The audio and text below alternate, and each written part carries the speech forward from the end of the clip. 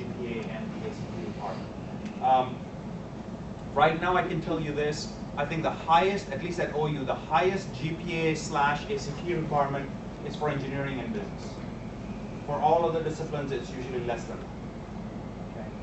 that. Okay. Essay. Start writing essays now. I don't care if you're in grade 2, grade 5, grade 10, grade 12. Write essays and write them over and over and over again. Don't bring them to me, I can't grade them. Take them to someone who can actually grade English. And what I mean by grade English is who knows the English language. Okay, grammar, syntax, formatting. All of those things are very, very important. What the person sitting who's reading that essay wants to see is, can the applicant explain whatever they're trying to say in the most concise manner. You don't have to write an essay. In fact, many of them actually have a requirement. Essay should be 500 words or less, or 300 words or less. So now you're trying to present a whole viewpoint in a couple of pages. Not very easy to do. So the earlier you start practicing essays, and I'll give you a couple of examples of what the topics might be, start practicing those. Okay, refine them as you go along. And then I think I've talked about activities enough, and I know many of you are involved with different activities, but here's the thing that you need to do. Create a logbook. I was sitting in the CAL from 11 to XYZ time on this date. This was the topic that was discussed. This is what it was done. You know, this was the whatever issues were done at that activity. Make a note of that. If you start to do this when you're in grade 12 or when you're starting to get ready to apply, you won't remember that, you know, January 28th, 2012, I listened to this boring person who stood up there. So what you need to figure out is, how do you keep track of those activities? Many universities might even ask verification. So get to know the people who organize. Make sure when you walk into these activities, you go shake hands with them. If they remember you, then they're more likely to give you a better recommendation. They're more likely to say, oh yeah, you know, okay, sure, I'll just sign this up.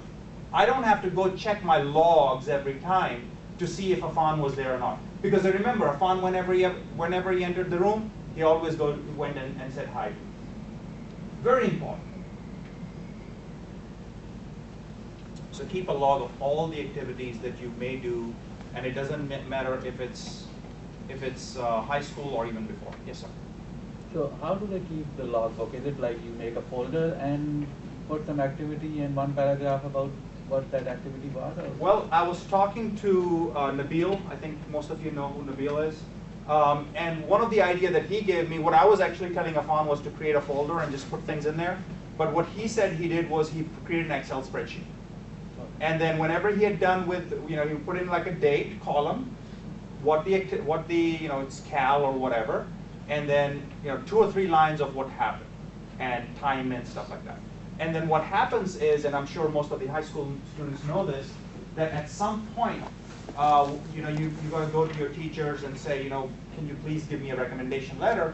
Then all he does is he just pulls those things from there, copy paste, and he's got his recommendation letter all set up. So, you know, and all of you, I know, I've seen some iPads around here as well. All of you are quite comfortable with technology. Make the best use of it. Now, by the way, one last thing about technology. Always, always, always, always, always, always back it up. You shouldn't be in grade 12 and then find out, uh-oh, my Excel spreadsheet is corrupted, or the computer broke down, or these days, hey, someone ran off with my computer. Yes? Yeah, I just want to stress a little bit on the essay that you mentioned. Actually, the hadith of the Prophet, it says, Utitu jawami ul-kalim. Okay? And it means that he's saying that Allah has given me the art of expressing or conveying something in a very few words. So I think Muslims should be best at, you know. Yeah, I mean, I think this kind of transcends necessarily just religion. It's just basic when you kind of start looking at language structure, and especially from an admission process. One of the things, and I'm going to own up over here a little bit, doesn't go outside this room. That's not on recording, is it? One of the biggest challenges that we're going through, and this is not American university, I mean, this is across the board, the communication of our youngsters. You know, if you look at how our